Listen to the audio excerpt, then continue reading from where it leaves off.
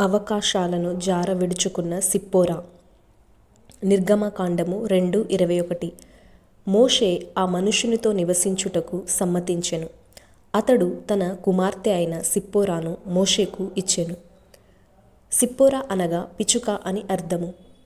మోషే ఐగుప్తు విడిచి పారిపోయి మిద్యాను దేశమును చేరినప్పుడు మిద్యాను యాజకుడైన రగుయేలు వద్ద చేరెను.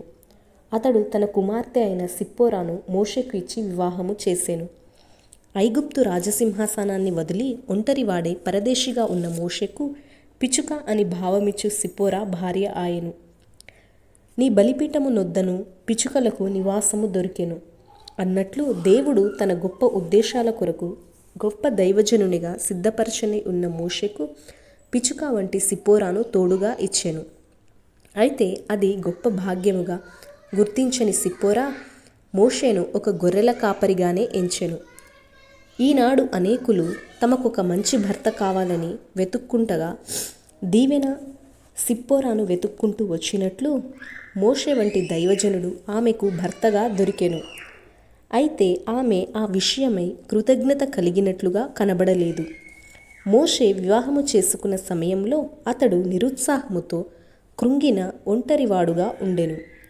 ఆ సమయంలో సిప్పోరా అతని బలహీనతను ఆస్కారం చేసుకొని అతనిపై పెత్తనం చేయాలని ఆశించింది. కానీ అతనిని బలపరిచి సాటి అయిన సహాయముగా ఉండుటకే దేవుడు తనను ఏర్పరచనని గ్రహించలేదు.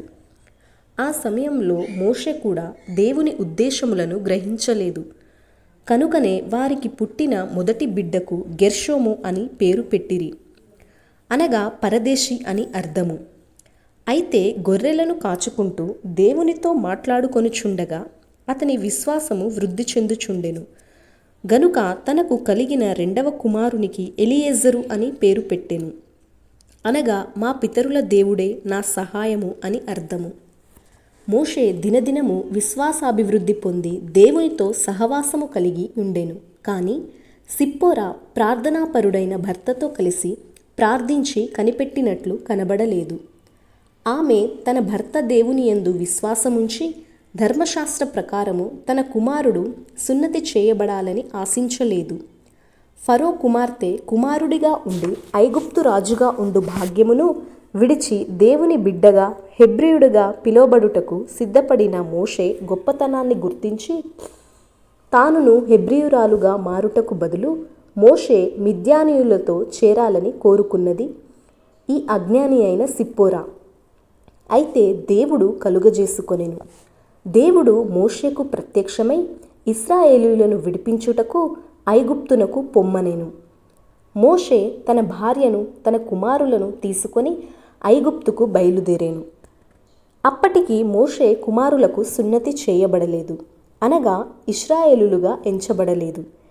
ఇతరులను రక్షించుటకు పోయే మోషే తన కుమారుల రక్షణ విషయమై నిర్లక్ష్యము చేసినందున మార్గములో సత్రములో ఆగినప్పుడు దేవుడు మోషేను మొత్తెను. బిడ్డల సున్నతికి ఆటంకముగా ఉన్న సిప్పోరాకు బుద్ధి వచ్చినట్లు దేవుడు మోషేకు మరణకరమైన వ్యాధిని పంపెను.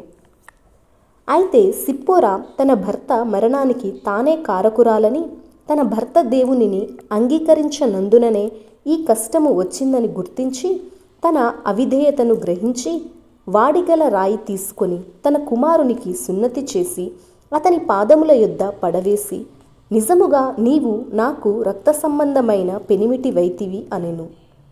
అంతటా ఆయన అతనిని విడిచెను. అప్పుడు ఆమె ఈ సున్నతిని బట్టి నీవు నాకు రక్త సంబంధమైన పెనిమిటివి అయితి అనను, అనగా కుమారుని రక్తము ద్వారా మరలా నిన్ను భర్తగా పొందితినెను.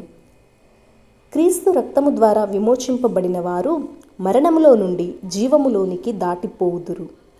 కాబట్టి మునుపు శరీర విషయములో అన్యజనులై ఉండి శరీరమందు చేతితో చేయబడిన సున్నతి గలవారు అనబడిన వారి చేత సున్నతి లేని వారనబడిన మీరు ఆ కాలమందు ఇశ్రాయేలుతో సహపౌరులు కాక పరదేశులను, వాగ్దాన నిబంధనలు లేని పరజనులను, నిరీక్షణ లేనివారును, లోకమందు దేవుడు లేనివారునై ఉండి క్రీస్తుకు దూరస్తులై ఉంటురని మీరు జ్ఞాపకం చేసుకొనుడి.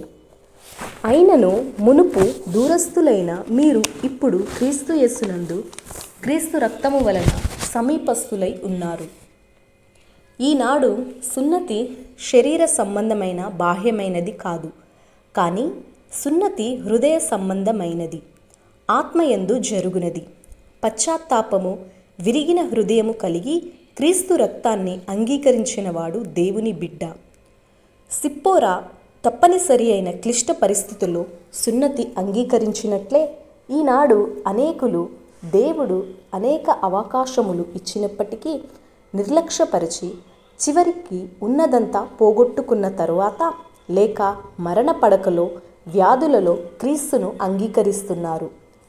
అయితే నీ బాల్య దినముల అందే నీ సృష్టికర్తను స్మరణకు తెచ్చుకొనుము.